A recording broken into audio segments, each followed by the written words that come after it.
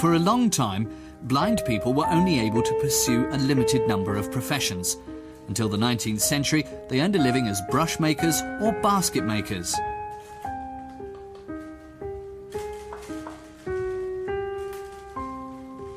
They were excluded from the world of books and education. To bring their own thoughts or news to paper, one key thing was missing: a system of characters which they could read and write.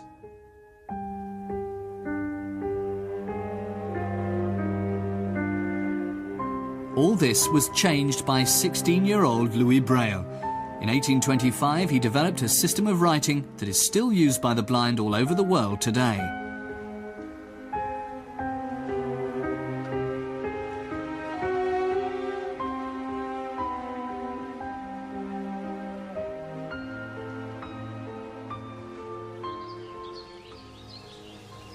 Louis Braille was born on the 4th of January 1809 in Coupvray near Paris.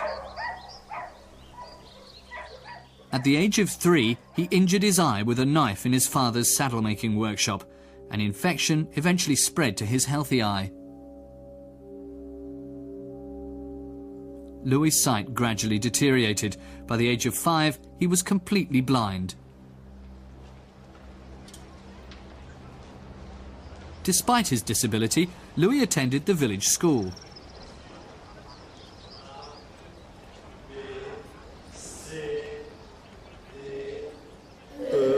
He learned the alphabet and multiplication tables, but he did not know what letters and numbers looked like.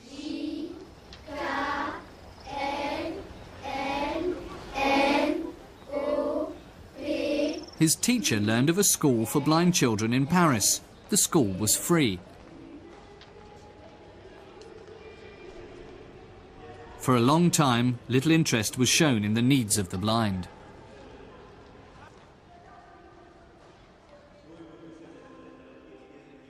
In 1749, the French writer Denis Diderot wrote about their plight in his Letter on the Blind. He wanted something to be done at last to enable the blind to lead a more dignified life.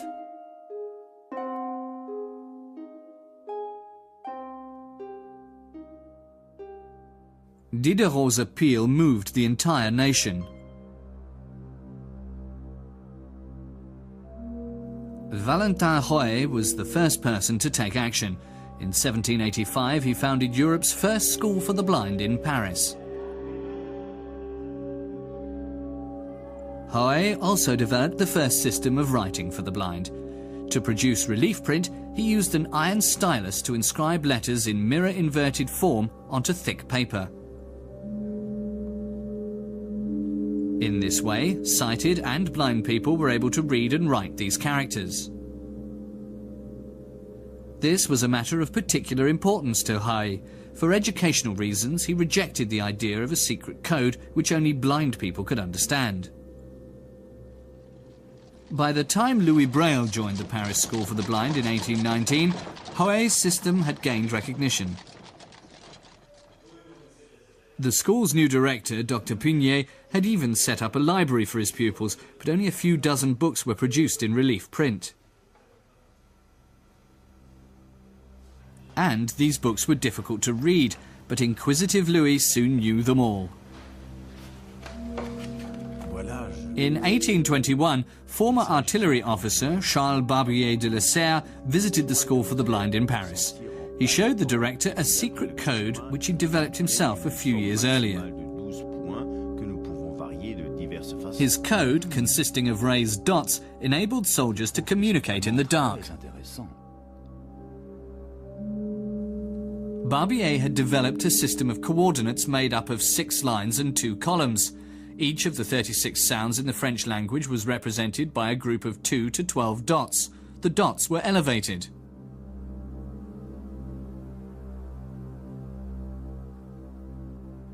Barbier made his system available to the school.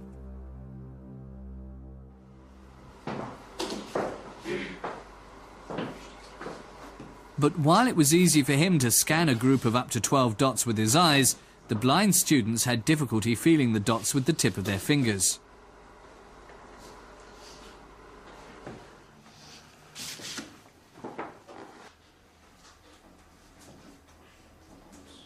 When they began to modify his system, Barbier was furious and left the school insulted.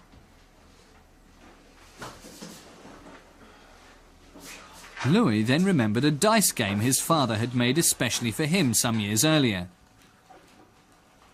The surface of the dice was flat. The dots, a maximum of 6, were elevated. Louis was able to encompass the small number of dots with his fingertip all at once. Bearing this in mind, he began studying Barbier's system in greater detail.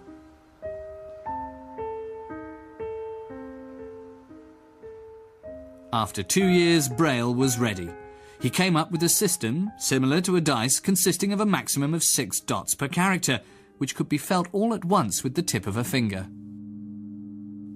He arranged the dots in 2 columns, both consisting of 3 lines, a variable system with numerous possible combinations. Each letter was represented by a certain combination of dots.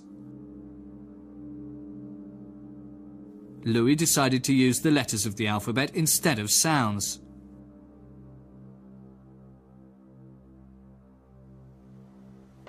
He wanted his system to be based on the written rather than on the spoken language.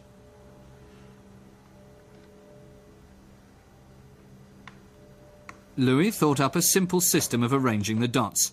For the letters A to J, he used the top 4 dots.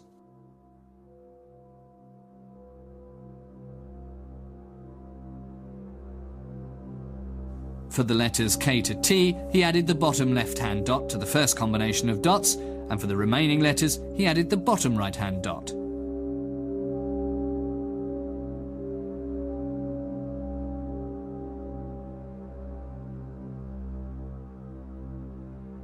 Louis gave the numbers 0 to 9 a prefix symbol and the respective combination of dots for the letters A to J.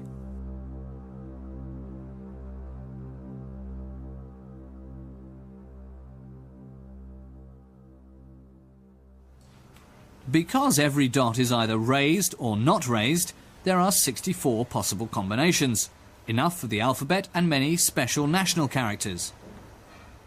J'ai développé un système qui se compose de 6 points. Louis showed his system to the school director, who immediately recognized its significance. Unnoticed by his teachers, the 16-year-old had invented something that was about to revolutionize the lives of the blind.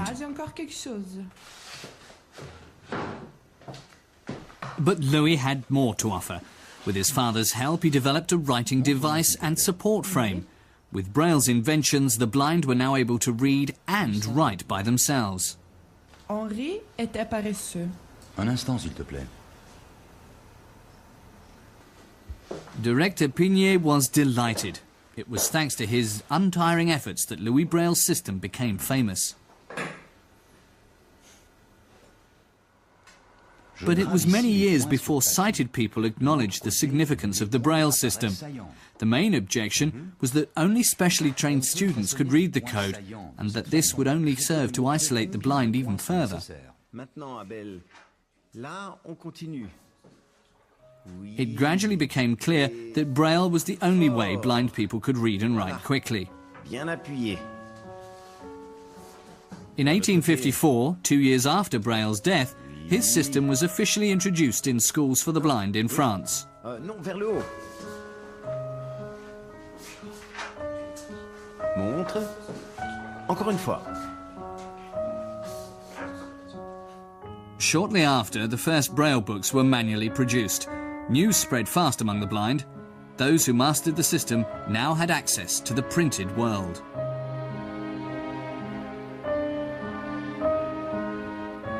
In 1878, Louis Braille's system was declared the official international writing system for the blind at a congress in Paris.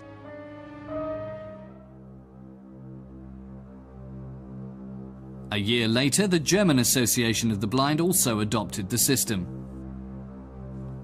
For the German version of Braille, additional combination of dots were created for the letter W, which did not exist in the French alphabet, the umlaut letters A, O and U, and for the German scharfes S symbol. In the meantime, engineers and inventors also became interested in the dot code, At the end of the 19th century, the first writing machines for the blind were introduced onto the market. At around the same time, Oskar Picht developed the first punching and embossing machine to print books. But material costs were high because the dots had to be a certain size to be tactile.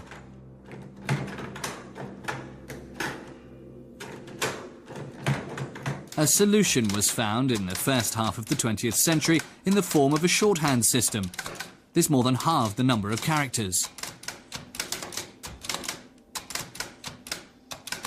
The shorthand system saves space, but Braille books are still significantly thicker than books in normal print.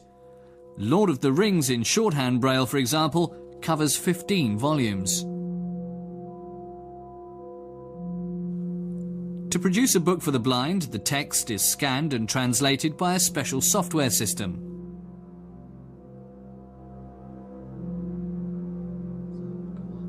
The blind text is then corrected by a blind and a sighted proofreader. Tanner stolpert in Richtung Straße und denkt, wenn das mit Absicht getan hätte, was? The text is embossed onto a pressure plate in the embossing machine. The sheet is then clamped into the printing machine and the dotted code embossed onto the paper.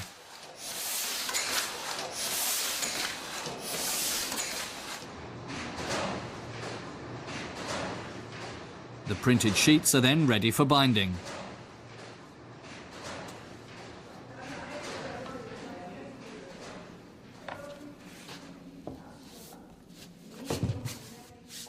Überschriften und 115 Links. Link zum Inhalt.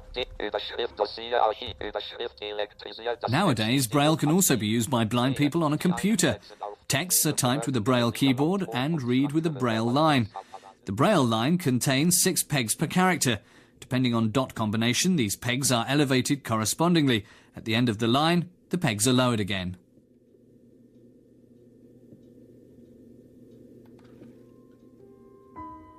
Today, blind people all over the world use Braille in many hundreds of languages.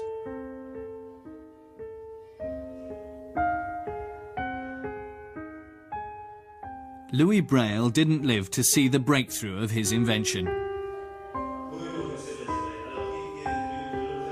But as a teacher, he introduced many students to his system at the School for the Blind in Paris.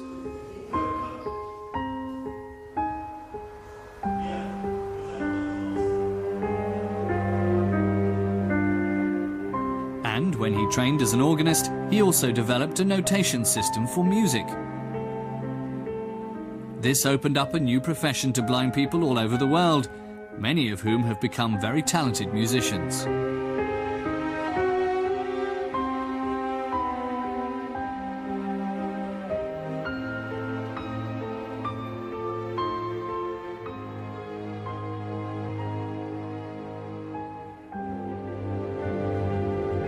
In 1852, at the age of 43, Louis Braille died in Paris of tuberculosis, from which he'd suffered for many years. He was buried in his hometown of Coupvray. In 1952, on the centenary of his death, Braille's body was ceremoniously reinterred in the Pantheon in Paris.